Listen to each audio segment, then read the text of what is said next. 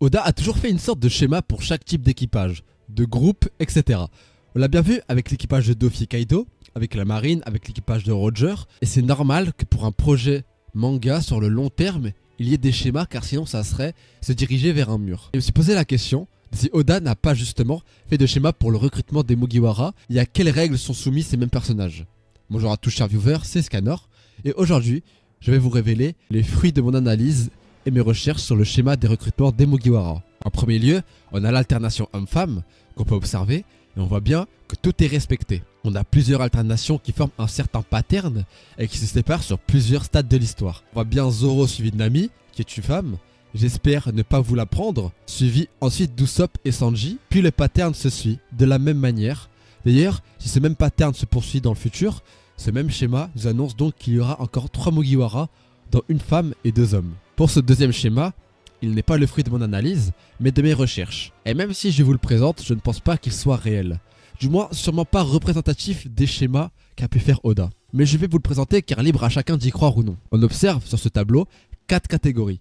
Les monstres, les femmes, les leaders et les pervers. Chacun ont été applaudis dans des catégories tout au long du manga. Et je pense ne pas avoir besoin d'expliquer le pourquoi du comment pour chaque personnage.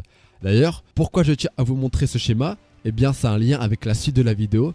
Car si vous l'avez remarqué, il y a encore 3 trous.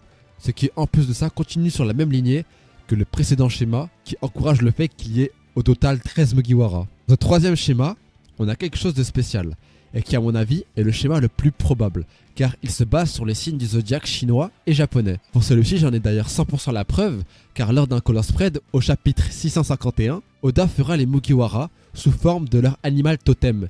Ils correspondent tous au signe astro-chinois. Comparé à l'image que vous avez vue là, et à Luffy correspondant au singe, Zoro au tigre, Usopp au caméléon, donc au serpent, puisque c'est un reptile, Sanji pour la chèvre, Chopper, comme le veut son gag, au tanuki, qui au Japon est considéré comme un chien, Robin est sous la forme d'un faucon, donc correspondant à l'oiseau, qui est le coq, Franky est dessiné sous forme d'un rhinocéros, mais rhinocéros et taureau s'écrivent de la même manière en japonais, donc Franky correspond au taureau. Puis on a pour finir Brook au cheval et Jinbei au sanglier. Mais pour les plus attentifs d'entre vous, vous aurez remarqué que je n'ai pas cité Nami.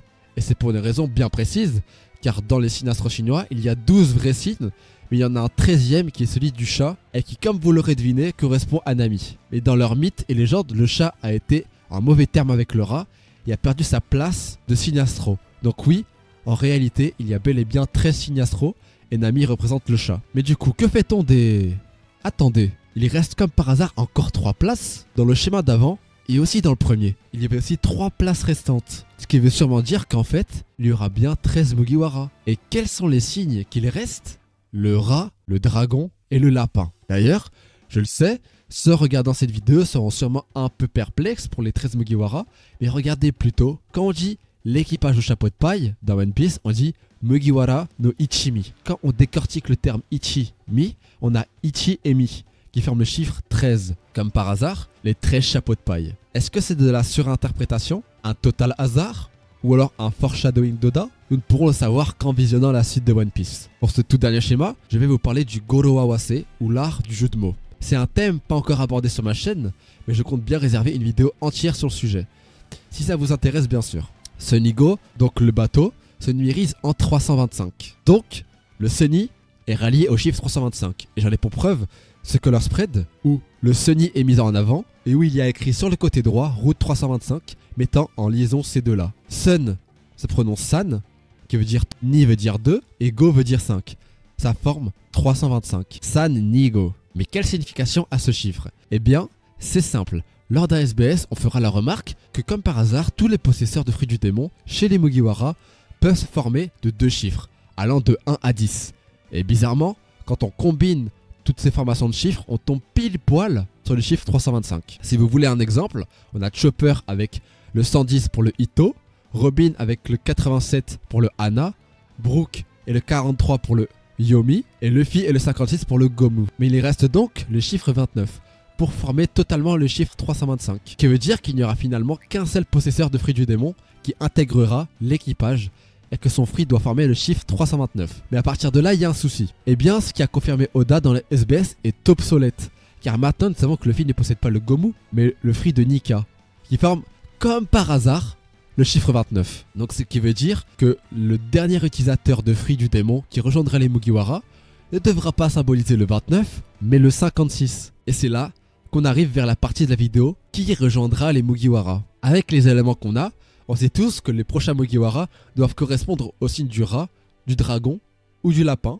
et l'un d'entre eux doit symboliser le 56, et l'un d'entre eux doit être une femme. Commençons par celui dont on ne sait le moins. Il y en aura un qui sera un homme, mais qui n'aura pas de fruit du démon, et qui en plus de cela sera l'un des signes astro. Pour lui, rien ne peut être théorisé, car trop peu d'informations. Pour la femme, j'imagine bien Carotte, et oui, ça peut surprendre, mais si on allie le signe astro du lapin avec le fait d'être une femme, et le fait de ne pas avoir de fruit du démon, alors on peut comprendre que Carotte est l'un des profils qui convient à ce schéma. D'ailleurs, on ne l'a pas revu depuis pas mal de chapitres, donc attention au fait qu'elle ne soit pas cachée quelque part. Et on arrive finalement à celui qui a le plus d'indices sur lui. Si je résume bien, c'est un homme possédant un fruit du démon, symbolisant un signe astro-chinois entre le rat, le dragon. En plus de ça, il symbolise le chiffre 56. Il n'y en a qu'un seul, à ma connaissance, qui correspond à tout ça. Celui que l'on n'a pas revu depuis 20 ans. Celui qui attend son heure dans l'ombre du monde. Et oui, je vous parle bien d'Ener. Il est un homme symbolisant le dragon, possédant un fruit du démon, le Gorogoro no Mi, qui comme par hasard peut être numérisé en 56. Et là, les viewers de cette vidéo vont être un peu surpris, car c'est vrai, dû à son comportement et ses agissements, on peut penser qu'il n'aura jamais sa place. Donc dites-moi dans les commentaires si vous pensez qu'il viendra ou non, et surtout, pensez à me dire si vous voulez une vidéo carrément dédiée au sujet du Ener Mugiwara, car il y en a des choses à dire. D'ailleurs, par élimination, si j'ai bien touché dans le mille, alors le troisième Mugiwara sera un homme qui symbolisera le rat. Merci à tous d'avoir suivi cette vidéo, j'espère qu'elle vous aura plu. Partagez-la sur Instagram, Twitter ou Discord pour soutenir un max.